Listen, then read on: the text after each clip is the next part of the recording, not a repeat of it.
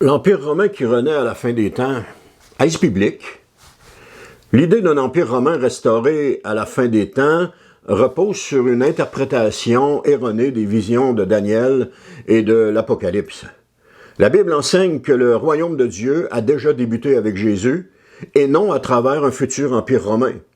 Les véritables combats sont spirituels contre l'esprit antichristique présent dans le monde. Alors, d'où vient l'idée d'un empire romain restauré à la fin des temps? Cette idée provient d'une interprétation futuriste des visions de Daniel, chapitres 2 et 7, et de l'Apocalypse, notamment, on voit Daniel 2, la statue avec les 4 royaumes, Babylone, Médo-Perse, Grèce et Rome, dont les pieds en fer et en argile seraient une phase finale de l'Empire romain. Daniel 7, la 4e bête terrible, identifiée comme Rome, avec 10 cornes, souvent vue comme 10 nations de l'Europe moderne. Apocalypse 13, une bête qui ressemble à un empire politique mondial inspiré de la bête de Daniel. Les enseignants dispensationalistes en concluent à tort qu'un empire politique mondial, semblable à Rome, renaîtra à la fin des temps. Souvent identifié à l'Union européenne ou une fédération mondiale. Mais est-ce réellement ce que la Bible enseigne? D'abord, les 4 royaumes de Daniel sont historiques et non futurs. Dans Daniel 2 et Daniel 7, les 4 royaumes sont bien identifiés, on les a nommés tout à l'heure. Babylone, Médo-Perse, Grèce et Rome. Et le 4e royaume, Rome, est suivi par un royaume éternel établi par Dieu, représenté par la pierre qui frappe la statue et qui devient une grande montagne. C'est Daniel 2,44 qui dit « Au temps de ces rois, le Dieu du ciel suscitera un royaume qui ne sera jamais détruit. » Donc cela signifie que le royaume de Dieu est inauguré dans l'histoire au moment où l'Empire romain était en place. Ce qui correspond parfaitement à la venue de Jésus, dont on voit dans Luc 3,1 et dans Marc 1,15.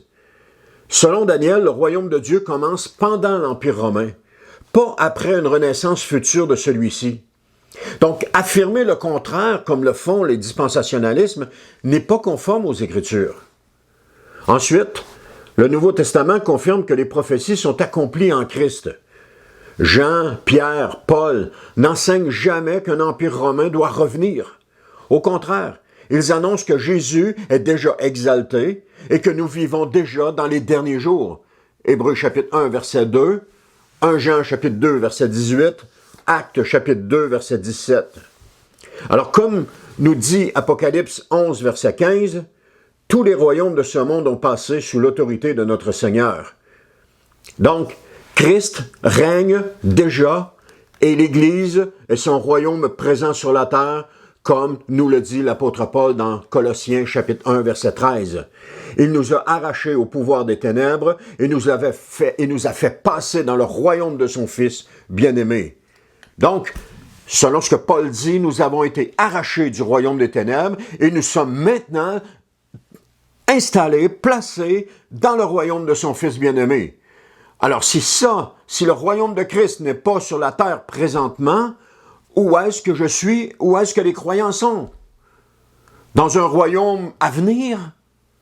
C'est pas ce que le texte dit. Dans un royaume spirituel? C'est pas ce que le texte dit non plus. L'interprétation futuriste détourne la portée spirituelle du message prophétique.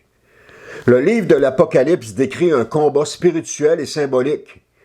La bête, Babylone, le faux prophète sont des figures collectives représentant l'esprit de l'Antichrist, les puissances politiques et religieuses opposées à Dieu à travers les siècles.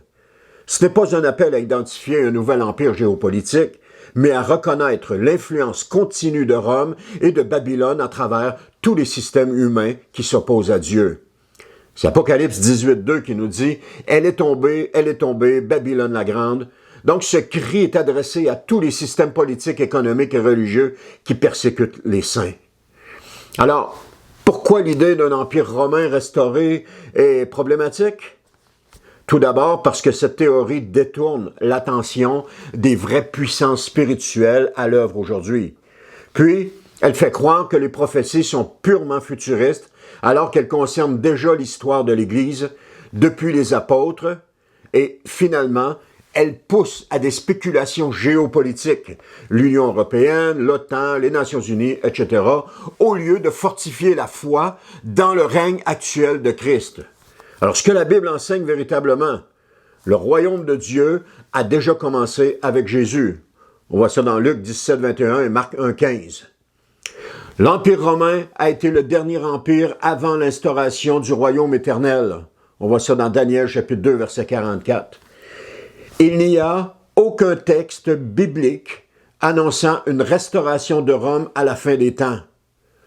Aucun. Lorsque cela est affirmé, ce n'est pas biblique.